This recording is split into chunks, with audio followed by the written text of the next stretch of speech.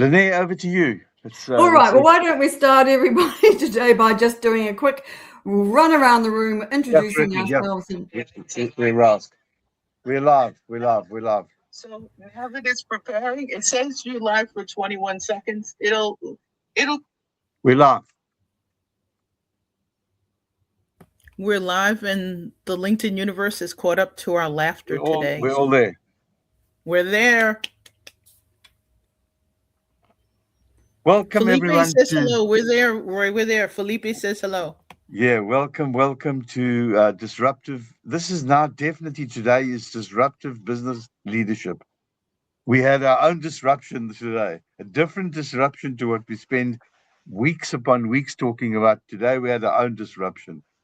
So let me first of all say that we're always thrilled to have our special guest, Lynnaire, join us the last day of the month.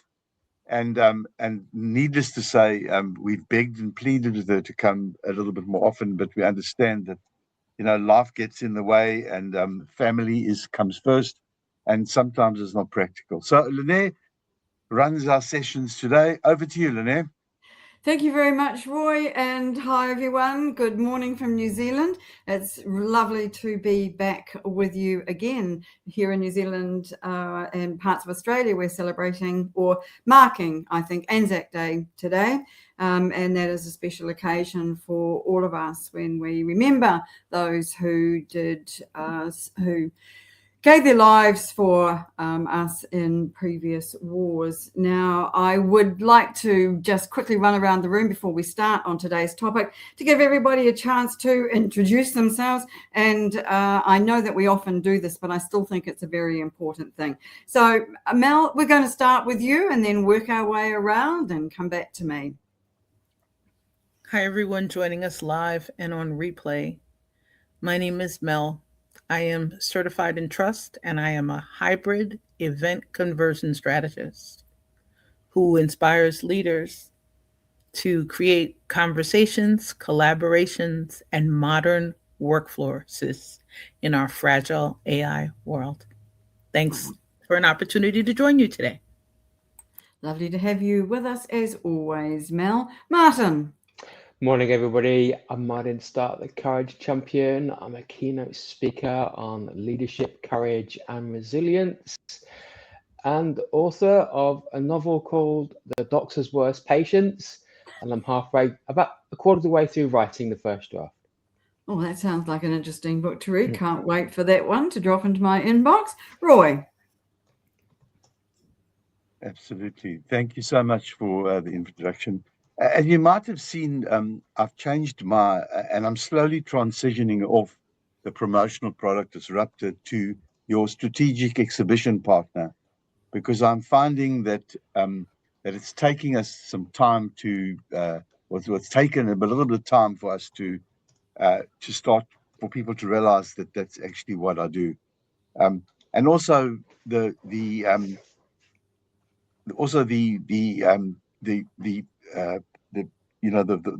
promotion product disruptor was in such a way that it kind of put me into a small niche. Your strategic exhibition partner enables me to do what I do best, and that is bring all the aspects of what I do under one roof. And Martin actually summed it up pretty well. He said that your strategic exhibition partner is the title of the book, and our framework is the actual book, and the chapters in the book are merch, the stand, the strategy, and video brochures, and so it goes on. And I thought that is an outstanding way to describe it. So that's what I do: is I assist companies that can be anywhere in the world, doesn't make any difference. I assist them with their strategy, because so many companies go and purchase a stand, and then they say, now what? What should I do next? Or they wait till 1 week before, and then they say, wow, someone needs to do this job. Roy, you're sitting in the corner, looks like you're doing nothing, you're in charge. Get it organized in 1 week. So that's what I do, and I'm looking forward to this last session of transparency with leading the charge today. My name is Roy, and I'm out. Thank you, Roy. And finally, I'm Lynnaire Johnston. I'm based in New Zealand, and I'm an executive visibility strategist. So that means I help senior leaders who are looking to be discovered and surfaced by AI in order to get board appointments or to move up the career ladder for their next role, or want to be seen as thought leaders, offered conference opportunities, all of those kinds of things, because in the new age we live in of AI, being found by AI is a skill all of its own. So that's the angle that I'm coming from today. So as Roy said, this is the final in the transparency series, and we're looking today at what leadership transparency actually looks like in practice. So I'm sure that all of you will be like me, and that you have left a meeting, considered what you heard, talked about the other people who are at the meeting with you, excuse me, and then realize that everybody's taken away a different message. And so what we're wanting to do today is to look at how that happens, the gap between intention and experience, and see what ways that we can suggest that senior leaders and others actually make sure that when they are transparent, they are really being transparent, because most leaders certainly believe they are transparent. The question is whether those around them experience it in that same way. So that gap between what's intended and what's received is where trust is won or lost. And so speaking of trust, we're going to start our session today with Mel, who works in environments where the unspoken is often as powerful as what is said. So Mel, can you start us off? Have you ever been in a room where a leader thought they'd been completely transparent and the people around them experience something completely different? And what causes that disconnect? I think a couple of things cause a disconnect between a leader's intention and their projection. And I think the key to it is something that Martin emphasizes every single time he speaks. One of those things is the process of storytelling. We have an internal narrative. Our external narrative might not match. Our nonverbal body language, our eyes, our actions, our movements, because sometimes the internal thoughts, we see it occasionally in leaders, in media who say something, it's recorded, someone shares it back and they say, I never said that. That wasn't what I meant. So I think if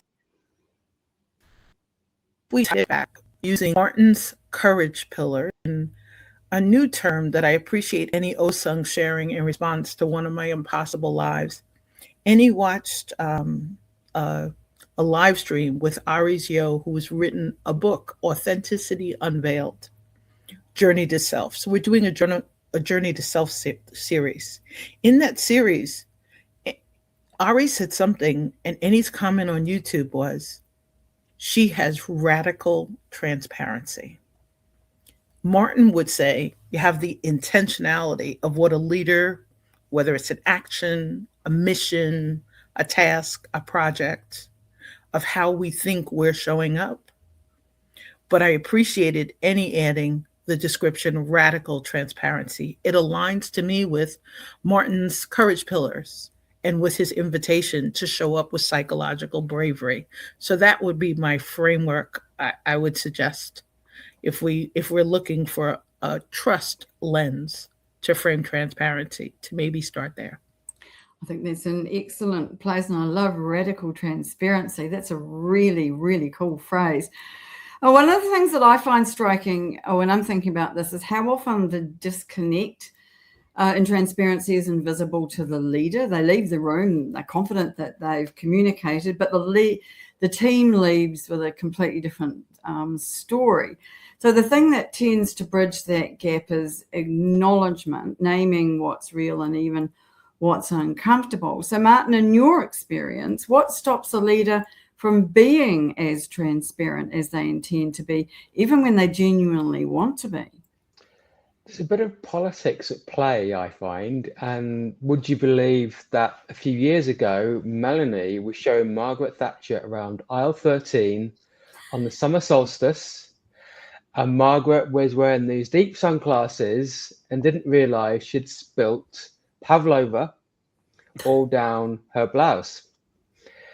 And she said, "It's fine, it's clean." And Melanie said, "No, you didn't use Kowarski washing powder for drying your whites. You mixed it with the colours. So Roy's yellow with all of the raspberry, strawberry. It was that blouse looked like the flags of the Pacific nations having good fun on this winter solstice becoming the summer solstice."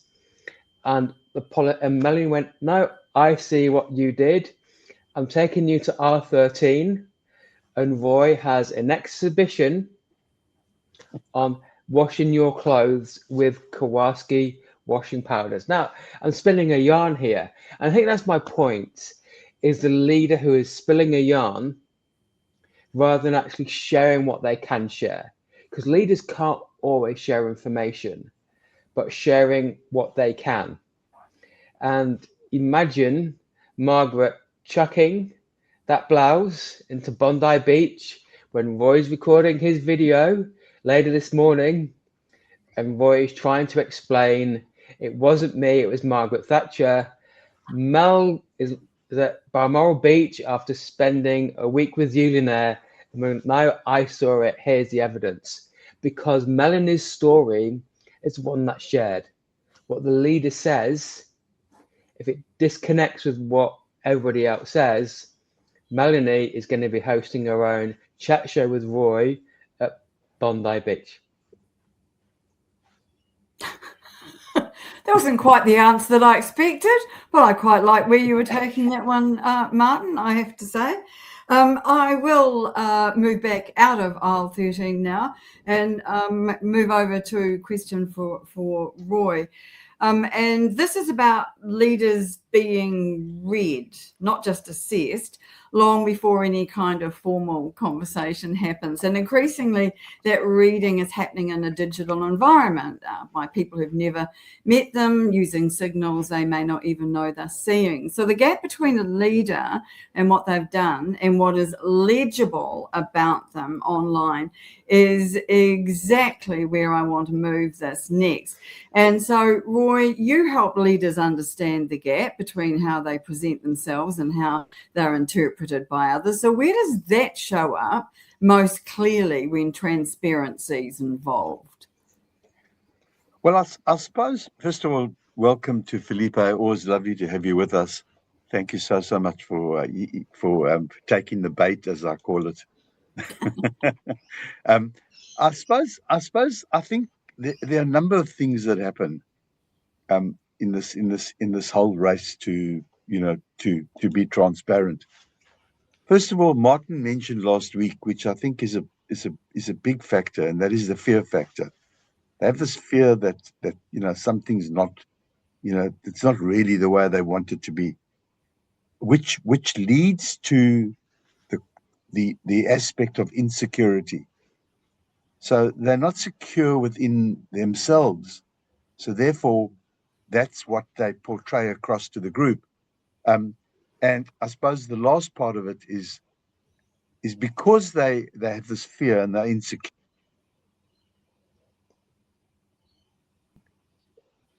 They affect the trust of the group.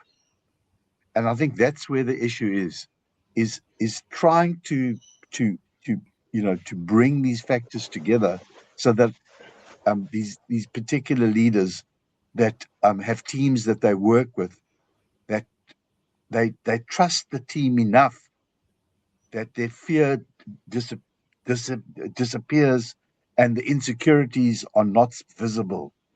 That to me is the issue. And many leaders that I've worked with through the years, I've been in business for quite some years. Once they start to understand that the more transparent they are, the more trust they bring to the group, and the more trust they bring to the group, the more the group embraces the way forward together as a group rather than a person. That's my take on it. And there's no question we've all worked with people who we thought were trustworthy and we thought were being open with us, only to find later on that that wasn't actually the case at all. And that can be a pretty hard road to go down, I think, for most people. Felipe, hello, and nice to see you here. I've got a question for you if you're open to that, because you come from a hiring and an executive search perspective. So when you're assessing a leader, how much of what you're evaluating is their actual track record, and how much is whether that record has been clearly understood and communicated by others? You know, that's an excellent question there because I'm going to share my thought process with it when I think about the compensation that I offer somebody. And I think very simply, their previous history is the past, good or bad. And I'm not going to put 100% of my opinion on that past experience. I want to see them for what they're worth in person.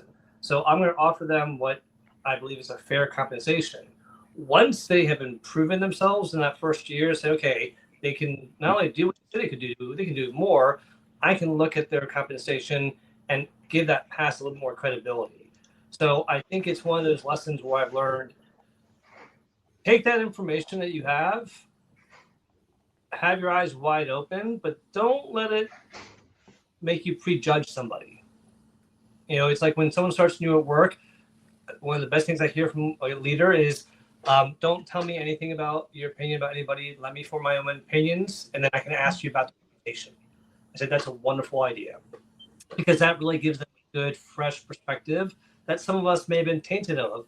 Hey, 10 years ago, that person was an annoying person, always asking silly questions. When's the last time they asked a silly question? Well, like 5 years ago. Well, then let it go, you know? So, yeah, that's what I would say. Okay. Well, thank you. You always add value to our conversations, and we appreciate you taking the time to join us.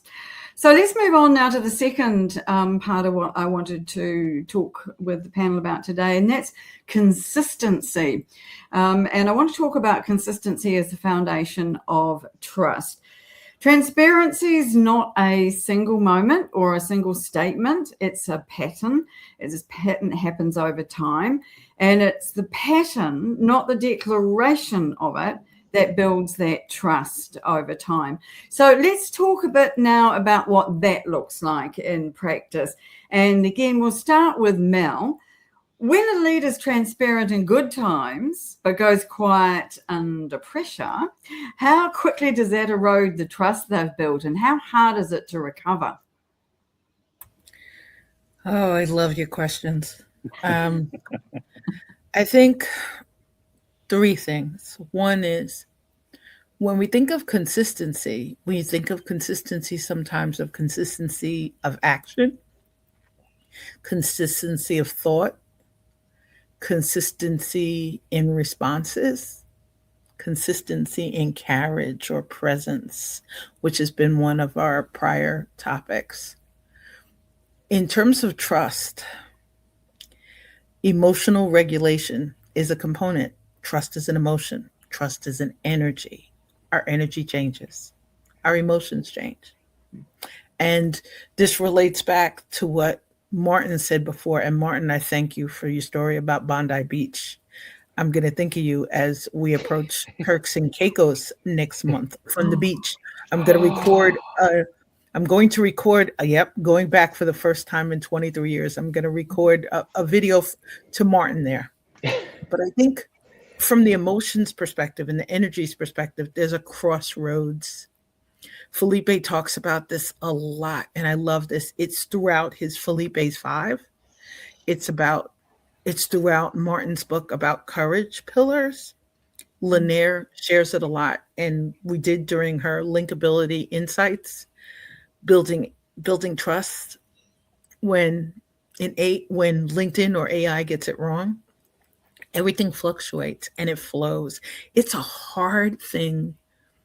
And I appreciate that because I've written a lot about flow this week in response to preparing with Aries for our upcoming live stream on Monday.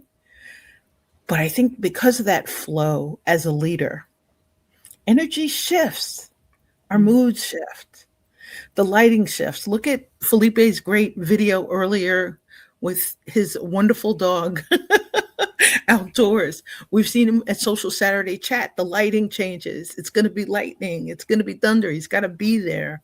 That is what leaders deal with, fluctuating conditions and environments that we can't control. And that's the part we need to think about. Now you reminded me of Janet Jackson's song Control.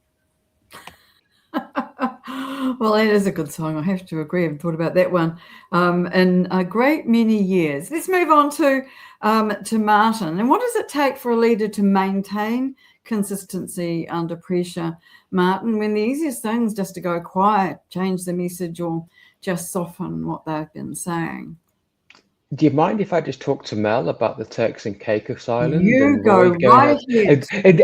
My example here is that's more comfortable, and that you have to face that ability, because the pain of you not doing that means we don't experience the joy of what the actual message is, what the goal is, what the vision is. We stay in this state, but it's more painful because it wasn't clear.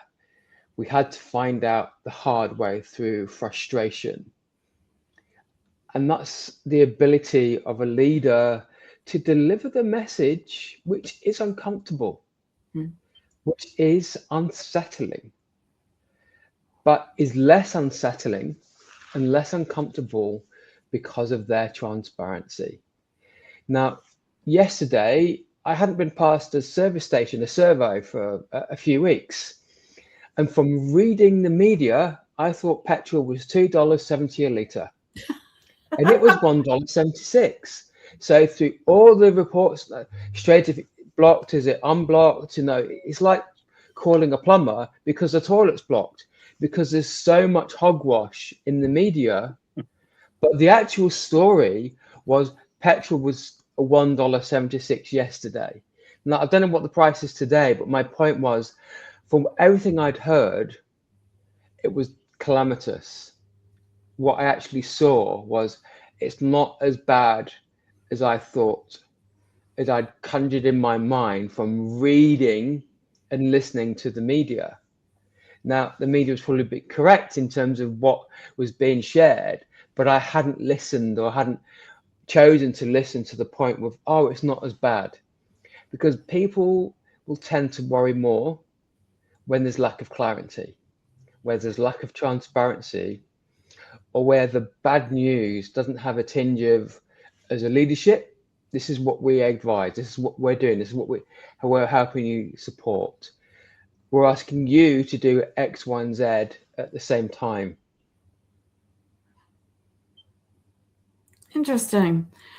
I hate to think what the price of petrol is in New Zealand, and I have to say I haven't looked, but $3.42 according to the news this morning. I really like, yeah. I think one of the things about that is a very good example about how the media operates, and I know we're not talking about the media today, but I'll take the opportunity to talk about it, is that it's always behind what's really going on. When you look for some up-to-date information, is the strait open or is it closed? And apart from the fact that it's very murky anyway, and no leader is standing up to say this is exactly what the situation is, that does cause an awful lot of difficulty for everybody, because nobody really understands. Mind you, in that particular case, I don't think the leaders understand either what's happening. But if you take that into a business situation, it makes things so much more confusing for everybody. And I think it's important that the leaders do show some kind of consistency, and they build a reputation for that. And so that's what I wanted to move on to ask Felipe about, was whether this reputation for consistency is ever a decisive factor when someone's considered for a role or recommended for a board position. How do you see that in terms of what you're doing? Absolutely. Consistency is such an important thing.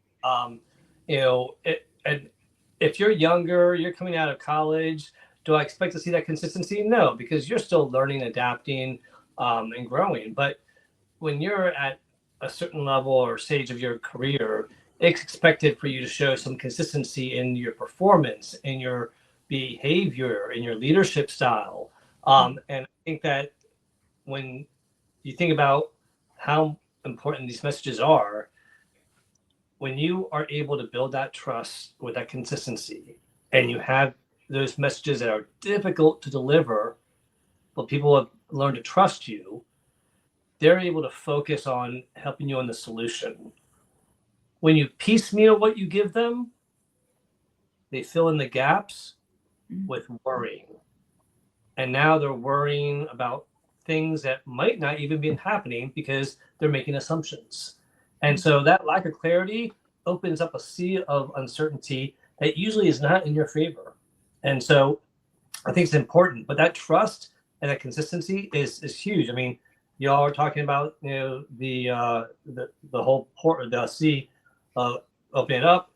And how many times have they said, oh, it's open, it's not open, it's open, it's open, not open. I don't believe anything you say anymore. Now, until I see it, my trust in your communication is down the drain, and it's going to take a long time to build it up. I need to see some consistency with that before I trust it. Same thing in the workplace. You have performance issues, you have consistent failures. I'm going to need some consistency in your successes before I stop worrying about you making it. That makes a lot of sense to me. We'll finish off this final section with one for Roy, and this really goes back to when I was last on the show, and Roy talked about writing things down. In fact, he used the example of using a whiteboard in a room where you're having a meeting to make sure that ideas didn't get lost.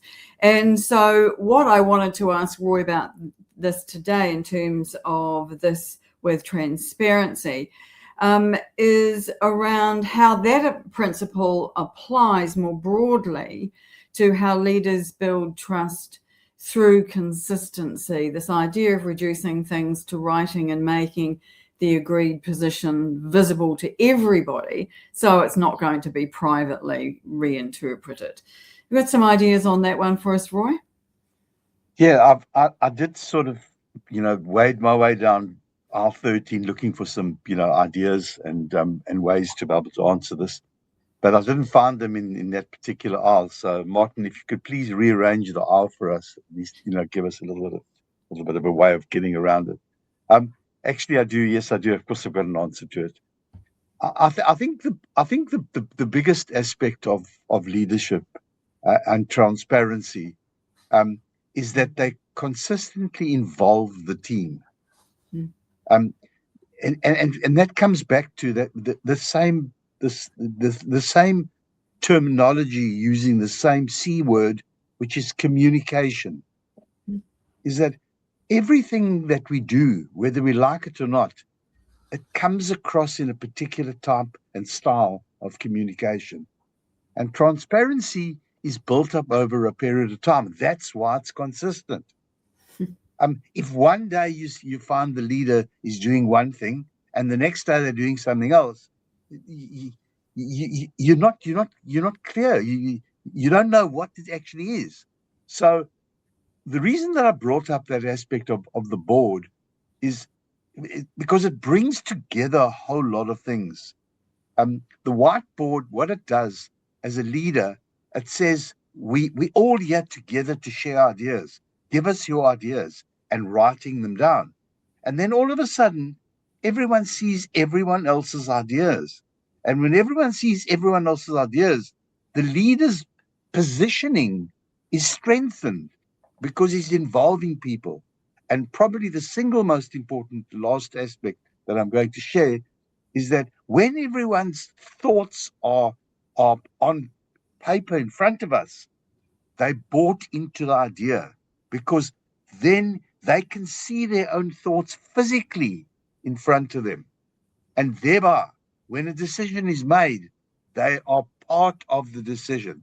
And that, for me, is the ultimate transparency of leadership.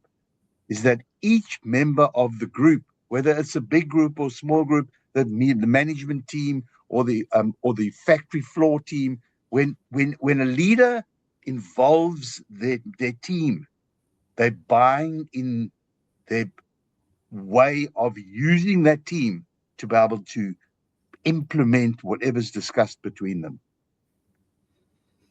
Well, what I see that, Roy, is a way of describing, of externalizing, if you like, that shared understanding, making it visible so it doesn't drift, which can often happen, I think. And that's consistency made tangible. So the same principle applies online, I think. So what a leader writes, publishes, and engages with over time becomes the record. The record is what people and AI systems are reading when they assess whether someone is credible, trusted, and an authority in their area of expertise. So thank you, team, for all of those great answers. So let's move on to the next section now, which is acknowledging what is real. So there's a version of transparency that most leaders or most leadership training skips entirely, in fact, and that's the willingness to name what is actually happening in a room with a team or in a situation, not the polished version, the real one. And this is what often goes on behind the scenes and nobody really gets to talk about, so therefore it doesn't get shared or acknowledged. But Mel, you've got a gift for acknowledging what's real in a room. I've heard you talk about this before, and the hidden truths that everyone can feel, but no one's actually naming or talk about. So what does it look like when a leader does that well, and what tends to happen when they do? And you might like to bring that example that you shared in another event back to us to remind us. Which example? I appreciate Lynnaire because we've talked about hidden truths a lot. Yeah, so this was one, excuse me, at an event where the person on the stage was very much disconnected with what was happening in the room. And I can't remember what the details of it were, but there simply was this feeling in the room that the person on the stage wasn't with them, or there was an issue there of some kind. Do you recall what that one was? Or if not, we can just move on. I have 3 of those. Oh my So goodness. that's why I was checking, and I wanted to keep it a short story. And at the same time, I wanted to thank Bryn Tillman for popping up and joining us in response to Meryl's invitation. I think some leaders explore, other leaders are they're in their own lane without a creative flow when they're leading. I think that's the nicest way to say it. Roy mentioned it before, from having written procedures. Some leaders are not visual at certain times. I talk about it all the time personally in terms of being linear or being creative, and music helps me switch back and forth. But some people from the stage, they're stuck in the channel that they want to project. And I think that's what's happened in all 3 of those stories. The person had an image of how the program was going to go. Something happened that wasn't on the agenda. There were feelings or emotions in the room. And in one case, it was related to the change in temperature. Somebody was presenting, they were sponsoring, and there was a radical temperature change for people, depending on whether you were on stage or in a seat. And the leader had a choice of acknowledging it. I had it happen to me at a hybrid event. I mentioned it, and some people put on winter coats. Other people, who maybe were feeling summer flashes, took off a layer of clothing as they were on stage while they were still properly dressed. So I laugh because when Lynnaire's saying this, and I thank Martin for the invitation for storytelling, I have 3 stories that I can share during our live stream, and I have one that I cannot share, even in a journal. Hopefully no one will see it in a diary one day, and that hopefully that leader will forget the story, so no one else shares it at their upcoming events or ones they sponsor. I think we've all been there where we really want to forget something that we've done in public that we really wish we hadn't, because that does tend to happen on a regular basis. Unfortunately, I think the more practice that you have at doing things, the less often that happens, but there can often be that disconnect between you as a speaker and the audience, and how they are seeing all of that and what happens as a result. So thank you for remembering which one of those events it was that I was talking about. So Martin, let's move on to you. You talk about the dogma and the drama as the two forces that tend to dominate under pressure. What does a leader have to do to name what's actually happening rather than letting those narratives take over? So I'm going to lead into something Mel said, and this is actually around dogma, because yesterday I was at an event and there's somebody famous for dogma was at the event recording, taking pictures. And at the end, there were two exits.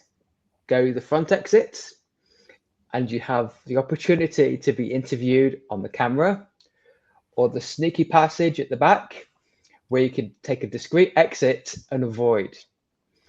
And I courageously chose avoid because I did not want to engage in the conversation. And my point here is the dogma. We've done this before. This is ridiculous. Why are we doing this? That kind of behavior which drives the discontent, the concern, or the excess worry.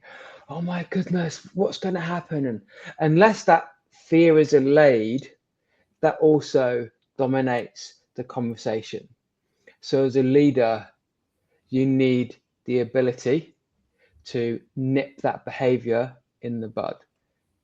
Do the honorable thing. Take the person to a side. Listen to them, because what's behind the dogma and the drama maybe something genuine nobody hasn't said.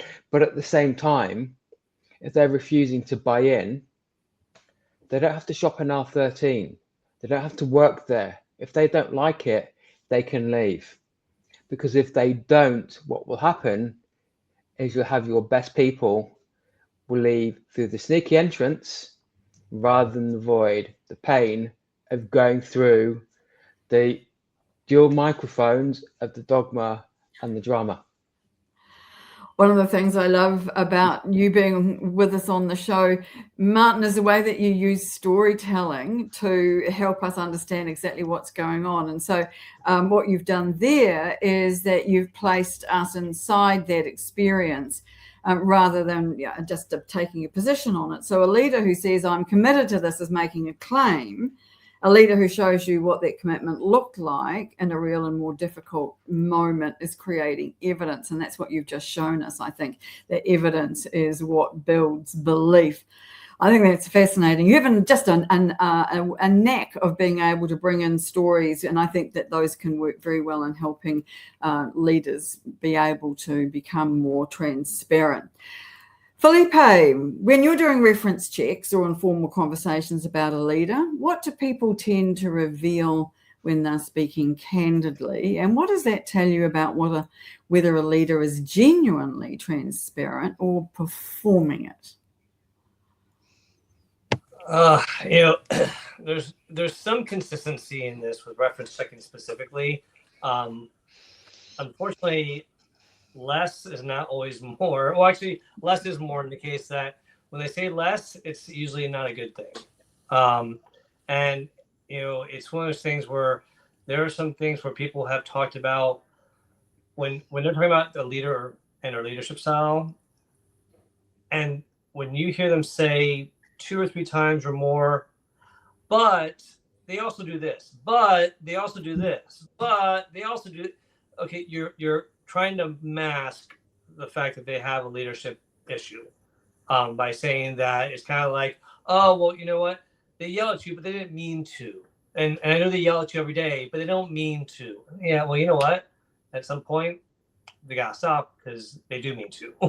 And I think that that's one of those things where when you, being that transparency, going back to transparency a little bit, I think is a huge part of it, is that when a leader's transparent with their team, good and bad, the team is able to help have your back, especially if it's an area that, okay, this is not their strength. Let's back them up and make sure that we're there for them. And they'll do that when you've had that trust and you've shared that. But a lot of leaders don't want to share the weaknesses.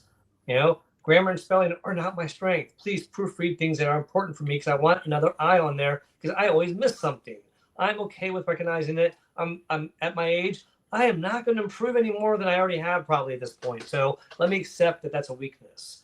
But the other thing I'll say also is that managing up with transparency, I do think there's a level of caution.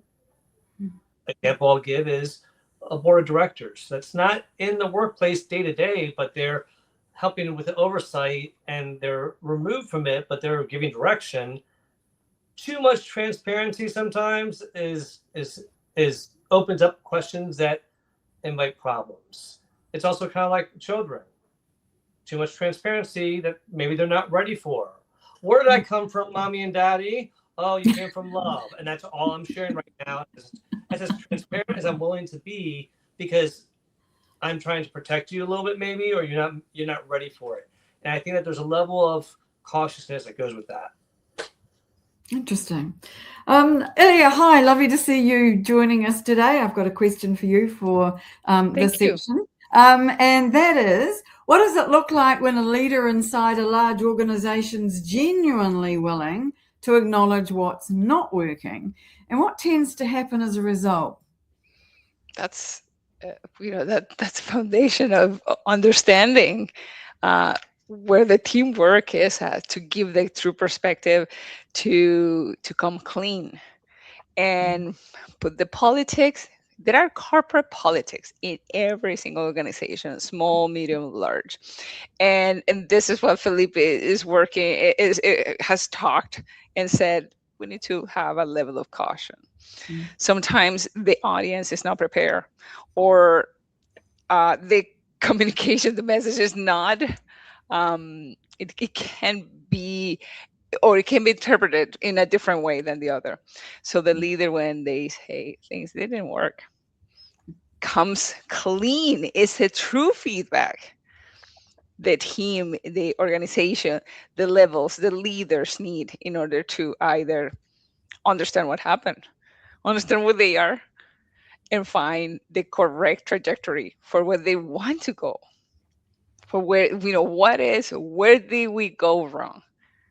Fix fast, change faster, and continue evolving towards true improvement, towards bringing the company or the desired goal, the desired project to where they actually, ideally in the first place, wanted to go. That's when you understand that the person is saying, we made a mistake. I am acknowledging it. I am taking the responsibility. I am assuming it. And we're going to do better. We're going to start working towards, what it has to happen again.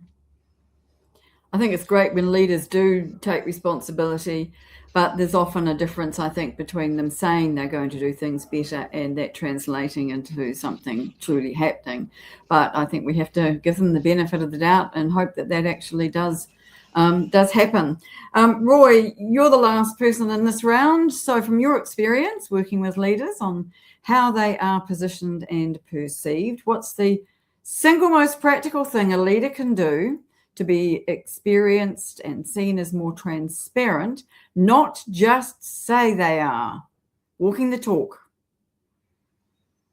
I don't think it's too complicated. I think it's as simple as it gets. It's that there is only one way for you to get the confidence of your team, and that's to lead from the front. Lead from the front in transparency, lead from the front in trust, lead from the front in showing people that we make mistakes. I think one of the biggest difficulties that leaders have is they're fearful of making mistakes, errors, whatever you want to call it. So therefore, they try and be perfect. And I've experienced, in my business life, that I don't ever strive to be perfect because I'm not perfect. I strive to be better. And if you're better, then people see that, and everyone else tries to be better. And as our friend Bobby Umar says, a rising tide brings the boats up, and that's really that's the essence for me. Is leaders are so worried about they've got to do this, they've got to do this, they have to do this. This has to take place for me to be seen as a wonderful leader. I just think that I've been in many leadership positions in my life. Every single time that I've been in those leadership positions, I've said to myself, how can I uplift the team? How can I help the team? What are the things that I can do that can make this team better? And I'm going to share this because this has been the mantra of my life. Is I look at the people in the team and I say, there's some people here that have got very good strengths, and there's some people that got weaknesses. I amplify the people that have got strengths, and I assist the people that have got weaknesses.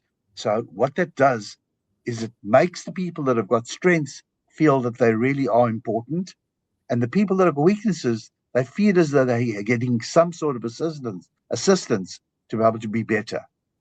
And for me, that is the essence of leadership, and that is how you deal with different personalities, strong personalities, weak personalities, strengths and weaknesses. If you can match all this together and put these pieces of the puzzle in the right place, you are a good leader. Well, if anybody exemplifies leadership, it's you. Boy, I've known you quite a long time now, and I have to say that what you say about helping those people who need it with their weaknesses is absolutely true. And I think that that makes you a standout person in my book. So just to summarize this section of our conversation today, I'd have to say that this distinction between being open and being experienced as transparent is one that we all need to be thinking about in terms of ourselves and in terms of other people, because openness is a posture, transparency is an outcome.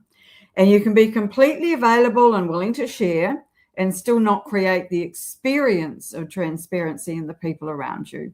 So that requires thinking about what they receive, not just what you transmit. And that's the skill, and one that we can all develop, whether we're in leadership positions currently or not, in my view. So now I want to move on to what happens under pressure, because we've talked about transparency and stable conditions. Well, apart from mentioning what's happening in the straight, the real test is what happens when a leader is under pressure: time pressure, stakeholder pressure, visibility pressure, media pressure. And that is when the gap between intention and behavior tends to show up most clearly. So Mel, we'll start with you. In live environments, events, launches, high stakes moments, what happens to a leader's transparency when things are not going to plan, as they often don't? And what separates the leaders who hold it together from those who don't? I think it's a coin flip sometimes under pressure for the leader who is trust-willing and the leader who is trustworthy. We've spoken about it a bit, and I appreciate the opportunity to join Lynnaire for Linkability Insights and during some other conversations. There was a trust sequence, there was a distrust sequence. When something's not happening according to the playbook, how do we respond? Hopefully with grace, with kindness, with discernment, with the stellar communication skills that Ilia mentioned, with, when it's appropriate, the humor in storytelling that Martin is so skilled at, but with grace and really with a tremendous amount of kindness. When something happens that you don't like, you have a choice between using language that you'd like your flowers, your children, your grandchildren, and your family to hear. Or you have a choice between using language that makes others wish that they had on headphones. And at events, the concept during an event of an open mic of the behind the scenes, of a sponsor, of a presenter, of a collaborator, hearing communications that you wish were private and behind the scenes. Felipe says it all the time, and so does Ilia, that choice of where we have a conversation and whether it's appropriate with divine timing. I think that what happens often is that under pressure, you default to your habits. And if that habit is clarity, that's what comes out. But if the habit is just managing and just maybe losing your temper, then that is what comes out instead. So it's something I think that we need to be thinking about, learning how to handle better. And talking about handling things better, Martin, when a leader gets a knockback, a rejection, a failure, or a strategy didn't land, how do they use transparency to rebuild credibility rather than lose the plot?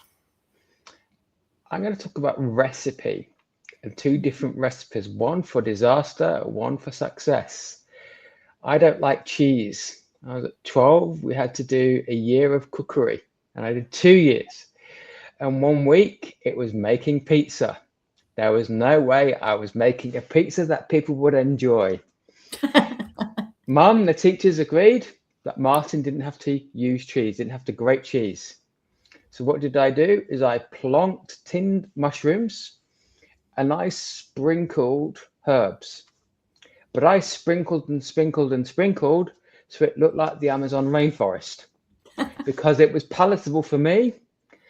When I came to pick up the pizza, disaster at the end of the day, the cookery room, all the windows were open because I stunk the kitchen out. And Mum, being nice, tried to eat the pizza. She said it was like a rainforest disaster. It was chucked out. But the next week or the following fortnight, it was making a sponge cake, and I got 10 out of 10 because I was comfortable and the recipe was there to follow. And it was the best cake I ever made, 12, 13 years old. My point here is sometimes as an individual, your team needs to push through. I should have been told, give it a try. You don't have to make it, but sometimes life is tough. Follow the recipe that others are doing. You don't have to eat it. You just have to go at making it. And the disaster was the next week, 10 out of 10. It was the cake. Now, I can imagine Martin's pizzas next to Thatcher's pavlova recipe making disaster washing powder, nowhere near Roy's Kowarski superlative washing powder in R13. One removes stains, one makes sure the pain of that experience is there. Now, as a leader, you need to work things through for people, create the recipe for success, even when they don't want to have that stinking cheese part of the conversation or part of the recipe. Sometimes you just need to get things through. I think your examples were fantastic. And I have to say that where I would take that is courage and clarity are the same thing in different recipes. So what makes transparency hard under pressure is usually not knowing the truth. It's not being sure how the truth will be received. And so the leaders I see handling this well have made a decision in advance about what kind of leader they want to be known as. And that prior commitment is what carries them through in the uncomfortable times. So, Ilia, what signals do leaders unintentionally send when they're under pressure? And how does that affect the team around them, even when the leader thinks they're holding it together? Oh, the analogy of the pizza, the pavlova, got me spinning. It is obvious. It is obvious within when a leadership, when a person in a leadership position addresses a group of people, and the questions are asked. And you see, let's see, Martin Shark starts rounding around the problem instead of tackling the idea, instead of getting into the actual answer the person is seeking, bringing politics around it, or the problem, but truly not given the truth. It is evident the person does not want to answer the question, does not have an answer that will satisfy the person, the audience, the group, that can bring friction. It might not have the results expected. It might create distrust. That is why, and I see it on interviews, sometimes on these famous interviews on TV, journalists addressing politicians, leaders of the world, asking one clear question, and the shark goes around and around and around and not getting into the point, going in tangents because they do not want to give people the answer they might expect, or they know that the answer, the action, is not what the audience or the group addressed wants to hear. So this is the perception. Is answer is going in rounds or going straight. You go straight, you answer, you take accountability. You are responsible for the action, for the answers, or even if you're representing a bigger organization, those are the communications teams in companies, in large companies. They have the responsibility to create a sense of trust regardless of what they are addressing. Sometimes, and when the communication teams come, are for news or events that are not desirable. Maybe they are managing a crisis. So why they are trained for, create a sense of, we have situations controlled, we are here, we are tackling, we're handling, rather than bringing someone that can create more chaos and bring a sense of the organization is either falling apart, the image of that entity this person is addressing, leadership positions, managers, VPs, and we can go up or down of an organizational chart. They need to be able to answer with enough discretion to create sense of balance. We're taking control, the actions are there, and we will do our best to continue our course of action. You raised some interesting questions about team communications or corporate communications and how they handle transparency, because in my experience, what they're usually there to do is to fudge things so that you do get an answer to a simple question that really doesn't make any sense. And it's a bit like the politicians that you were talking about, Ilia, or the leaders. I think it's very difficult for a lot of senior leaders to answer some very difficult questions, and there are good reasons why they shouldn't. But as somebody who's been in communications all their life, it's very annoying when that happens, and you really want to see straight answers. And I think that can make the difference between people trusting you and people not. Yeah, correct, Lynnaire. And just to end, and sometimes they have a huge responsibility on every word, because there might be legal implications of saying more than they need. Sometimes there are more than how I say, more to bite than that you can chew, or something like that. So they need always to exercise caution. Absolutely. Whenever they might say part of cautiously optimistic answer for everybody. That definitely makes sense to me. Let's move to Felipe and talk about this being under pressure in executive assessment context. So interviews, references, search processes, particularly interviews, because that can be, I think, where there's a lot of pressure. So how much of what you're evaluating is how a leader performs under pressure, And how do you distinguish between someone who's genuinely calm and someone who's just good at appearing calm, Felipe?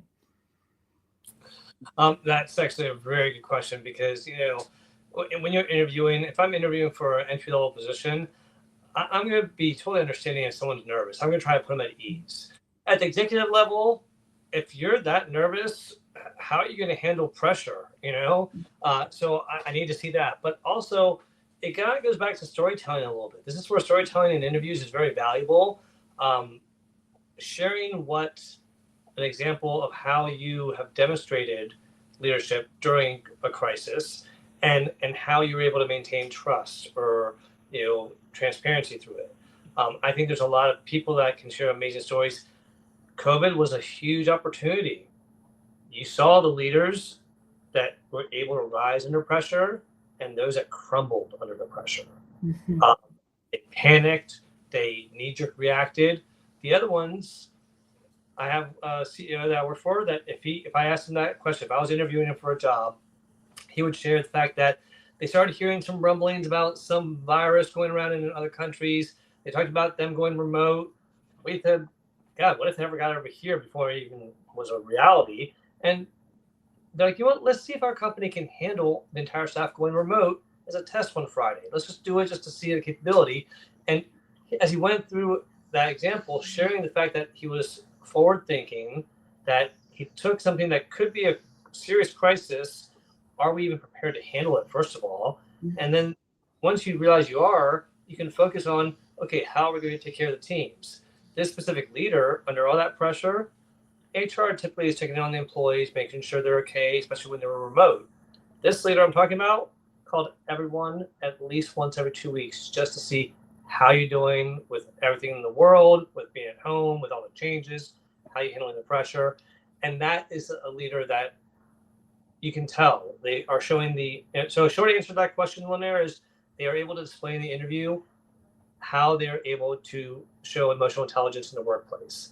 And that's by sharing a story like that, where they actually cared enough to look into the well-being of the employees while maintaining the focus of we got to keep the company running and moving forward.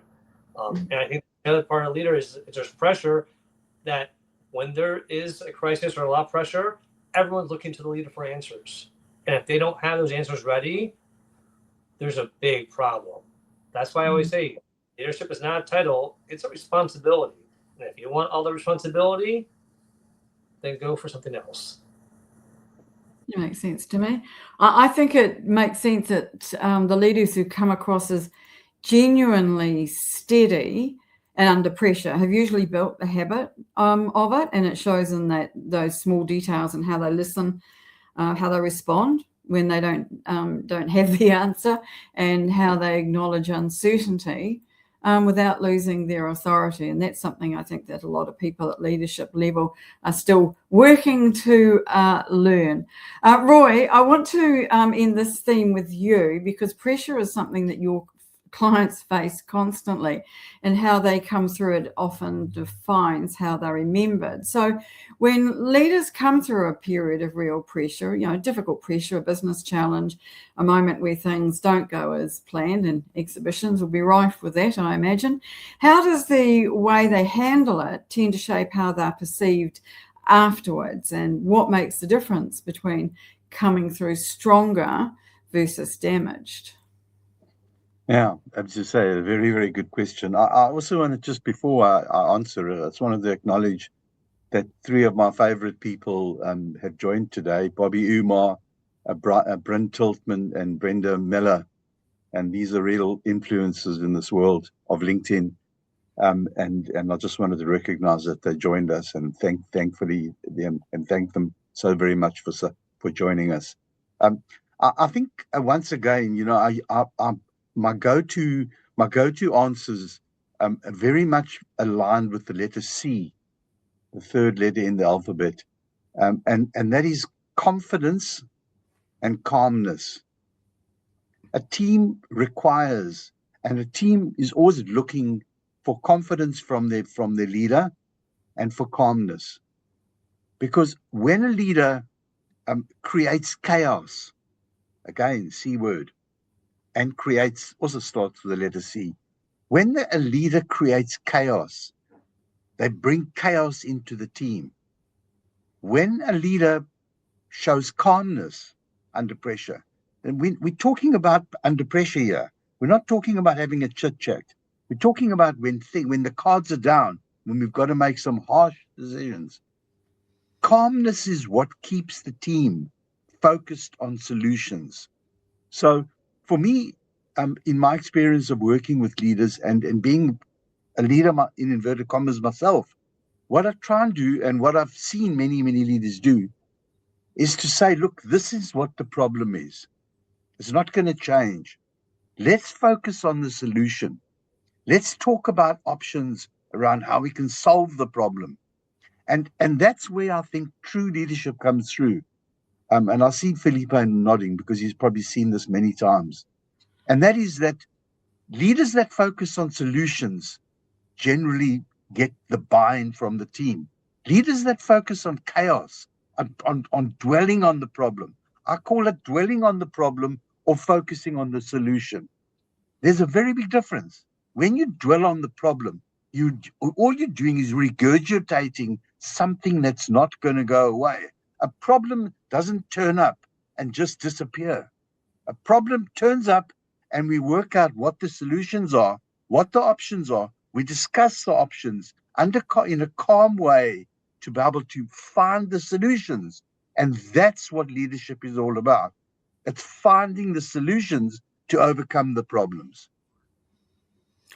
Don't think I could say it better myself, because I think how a leader handles pressure is one of the most powerful visibility assets they have. And if they handle it well and are seen to do so, then more power to them. But the problem is that most leaders focus entirely on managing the situation and forget they're also being observed managing themselves. But the two things happen simultaneously, but the people watching tend to remember the second one longer. We are just about at the end of our time today. I think it might be appropriate if we have a final round, Roy, where we just give one final tip, idea, suggestion, or comment that we would want to make on that. Are you happy with that for us to do that? Yes. All right, Mel. This is a quick fire round, everyone. So have something ready that you want to mention. So we'll go to Mel first of all. I think the opportunity, and I think Jay Trivedi might have said it really best in his comments, because Jay put up a comment about transparent truths really do exist. It's our choice. It's a selection, how we show up.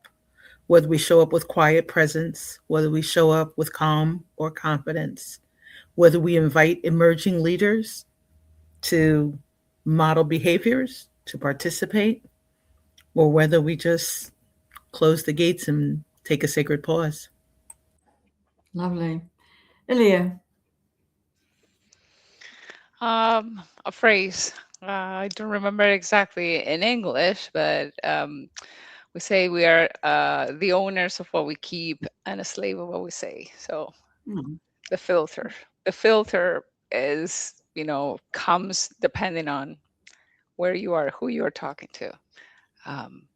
But make sure that, whatever comes out is in the betterment, for the betterment of everybody. I like that. Felipe.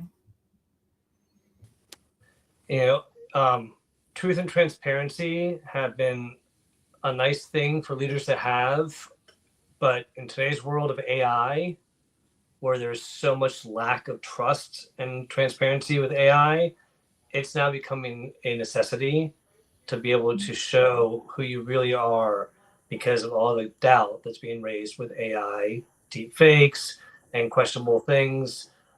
One of the great videos I saw today on LinkedIn was this is a person's resume. You saw a high jumper running towards the high jump with a pole. And then he goes and just falls underneath the pole and couldn't even jump at all. And he goes, and this is the reality of the performance. And it just goes to show you that if we want to be transparent, nowadays, it's not an option as much. It's a requirement. I like that. Roy. So I think mine will be short and sweet, and that is leaders need to focus on inspiring their teams.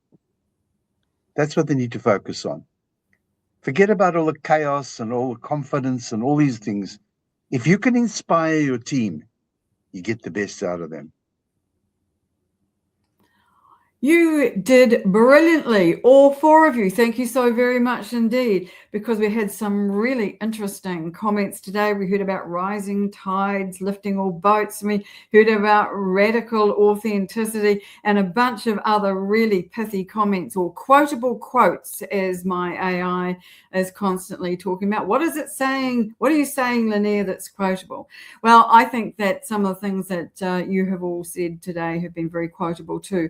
And I want to thank the people who have been in the audience today. So it has been a really interesting discussion. Roy, I'm so thrilled that each month you invite me back to have one of these in-depth discussions, because I do believe that it really lifts the conversation, certainly in the kinds of areas where I work, where we're talking a lot of practical things, and it's great to be talking about ideas, and out of ideas, of course, come practical, implementable actions that we can take to all improve. So thank you everybody today for being part of this discussion about transparency, and the final one in Roy's series on this month.